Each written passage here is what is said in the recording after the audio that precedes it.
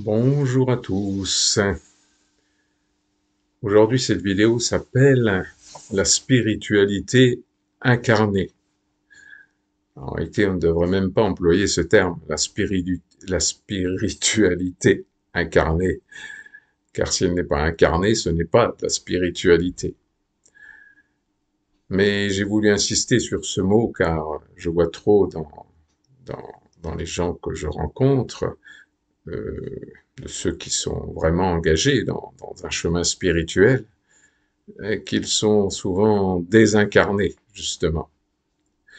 Alors qu'est-ce que ça veut dire une spiritualité incarnée? Ça veut dire une spiritualité que l'on vit dans son corps complètement, avec ses émotions, avec ses tares, ses dons, etc. Mais si on a un corps, c'est bien que notre âme a choisi de vivre dans ce corps. J'ai déjà entendu dans le milieu spirituel, ah oui, mais moi je ne suis pas dans mon corps, c'est pas mon vrai corps, etc. Que de délire dans ces milieux spirituels.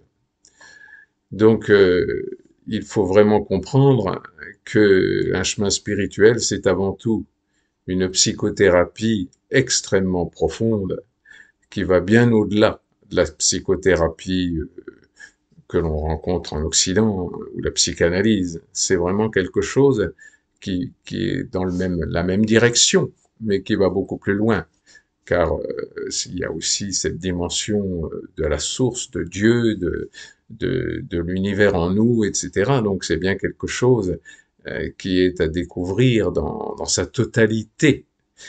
Mais sinon, c'est bien une psychothérapie où on ne met rien de côté. Alors, ne rien mettre de côté, c'est déjà comprendre qu'à l'intérieur de nous, il y a le pire du pire et le meilleur du meilleur. Souvent dans les enseignements spirituels, surtout sur Internet, tout ça, on va vous mettre en exergue tout ce qui est le meilleur du meilleur, hein. Et donc, on va vous encourager à découvrir à quel point vous êtes formidable, vous êtes Dieu personnifié, vous êtes une âme de lumière, etc. Pourquoi pas? C'est une partie vraie, seulement c'est que la moitié de la vérité. L'autre moitié, c'est le pire du pire. Alors le pire du pire, c'est votre personnalité, c'est-à-dire ce que vous avez fabriqué, la façon dont vous êtes construit. Donc il s'agit bien de voir et d'étudier tout ça sans culpabilité, sans honte, sans regret, juste d'être dans le présent, car le passé, on ne peut pas le changer, le futur, on ne peut pas le changer, sauf dans le présent. Dans le présent, on peut changer son futur. Et c'est bien dans le présent qu'on travaille son futur. C'est pas très compliqué à comprendre, mais c'est pas si simple à le pratiquer dans sa vie de tous les jours.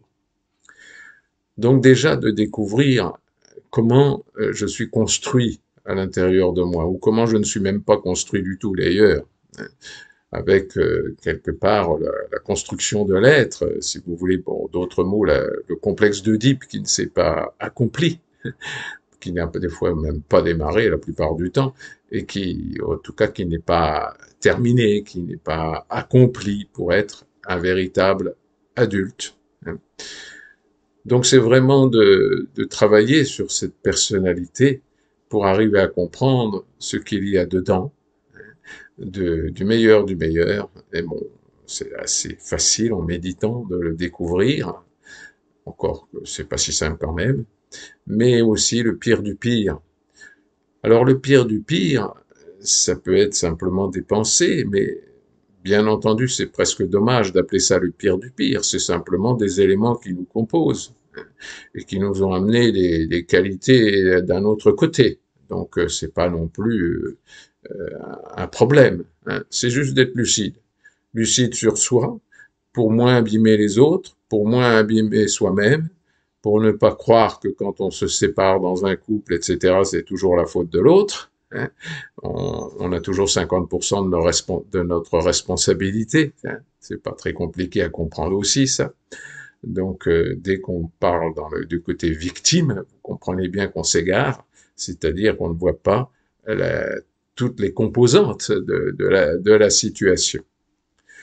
Bon, personnellement, moi, en travaillant beaucoup sur moi, et surtout en tant que psychothérapeute, donc qui étudiait vraiment les rouages de l'inconscient, j'ai vraiment découvert que ma structure, entre guillemets, je dis entre guillemets parce que c'est plus subtil que ça, hein. Je suis enfin j'étais plutôt un psychopathe pervers, fusionnel et autiste. Alors, ça peut paraître incroyable, mais en réalité, c'est une chance inouïe que la vie m'a donné cette personnalité, car en travaillant sur moi, bien sûr, j'ai pu découvrir toutes les facettes de cette personnalité et qui m'aide aujourd'hui incroyablement à aider d'autres personnes avec des problèmes, des personnalités plus ou moins identiques. Et donc, je peux voir beaucoup plus clair sur les personnes que j'aide. Mais bien entendu, je ne laisse pas ma personnalité faire ce qu'elle veut. Je reste le patron, le maître de ma personnalité. Mais comme je la connais parfaitement, évidemment, je suis beaucoup plus tranquille et je suis beaucoup plus dans la justesse de mes actions ou de mes paroles.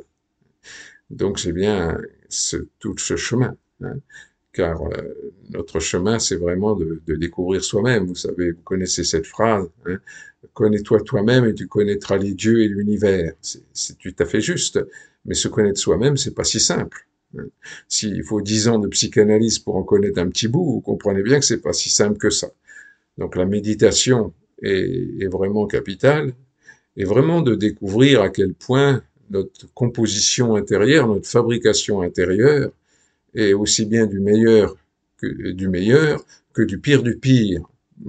Et bien entendu, aussitôt qu'on a lâché en nous ce qui est la culpabilité, ce qui est la honte, on n'appelle plus ça le pire du pire, on appelle ça, voilà, notre, notre construction bancale à l'intérieur de nous. Et bien entendu, c'est là où il faut comprendre que de transmuter cette ombre en lumière, c'est-à-dire de voir si je suis très lucide sur mon côté sombre, pire, tout ce que vous voulez, hein, je vais pouvoir en effet en prendre les qualités qui vont avec. Et je vous assure qu'en tant que thérapeute, ma construction intérieure m'aide énormément pour voir clair. Donc aussi, il faut bien comprendre que le meilleur du meilleur et le pire du pire se trouvent dans toutes les religions, dans toutes les cultures, hein. Et quand je vois par exemple l'Inde, qui est, évidemment, il y a le meilleur du meilleur en Inde, mais il y a le pire du pire aussi. Et si vous idéalisez une culture, une religion, tout ce que vous voulez, vous êtes sûr que vous vous égarez et que vous enfermez.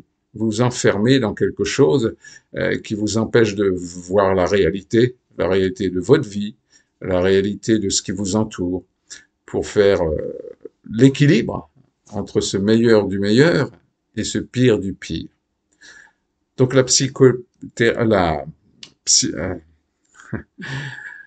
spiritualité incarnée, c'est vraiment dans son corps. Donc évidemment, les émotions. Les émotions sont quelque chose de capital dans ce travail intérieur. C'est les émotions qui vont vous montrer là où vous en êtes véritablement.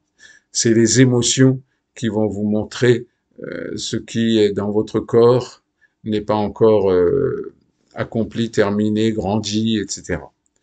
Donc surtout ne niez pas vos émotions. Voyez, chaque fois qu'il y a quelque chose qui se passe dans votre corps, essayez de ne pas l'interpréter, essayez de ne pas y mettre du mental, essayez simplement de rester dans les manifestations physiques, dans la respiration, dans quelque chose qui vous ramène dans votre corps, dans vos pieds, dans vos jambes, dans votre périnée, dans votre ventre, hein, dans votre cœur, dans vos poumons, hein.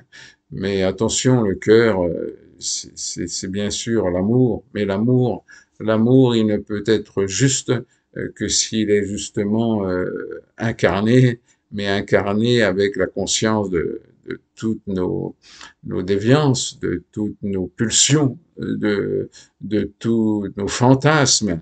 il n'est pas question de juger, il est question de redevenir le patron de tout ça, hein.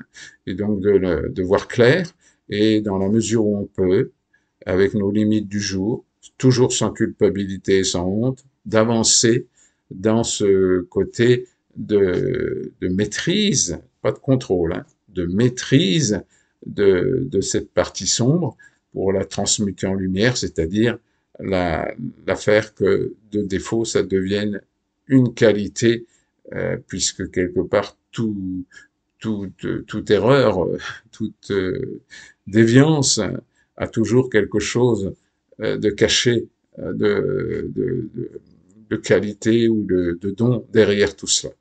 Donc on fait la part de tout ça, et c'est un beau bordel à l'intérieur de nous, mais c'est la seule façon de grandir et de gérer tout ça, et dans un grand jeu où la joie de vivre, c'est cette joie-là, mais attention, une joie lucide, une joie éclairée, hein, et pas une joie idéalisée ou de tout ce que vous voulez, que ce soit pour nous-mêmes ou pour l'extérieur. Voilà, ben, j'espère avoir passé ce message de la spiritualité incarnée, et vraiment déjà de comprendre qu'une spiritualité qui ne se vit pas dans son corps n'est pas une spiritualité juste.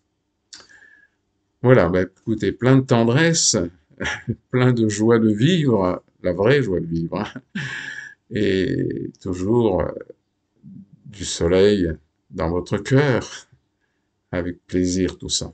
N'oubliez pas le plaisir. Ne faites rien qui ne vous fasse pas plaisir de faire. C'était un message de mon maître, et je vous assure que j'ai mis très longtemps avant de comprendre la subtilité de ce message. Merci, au revoir, plein d'amour, plein de tendresse. Au revoir.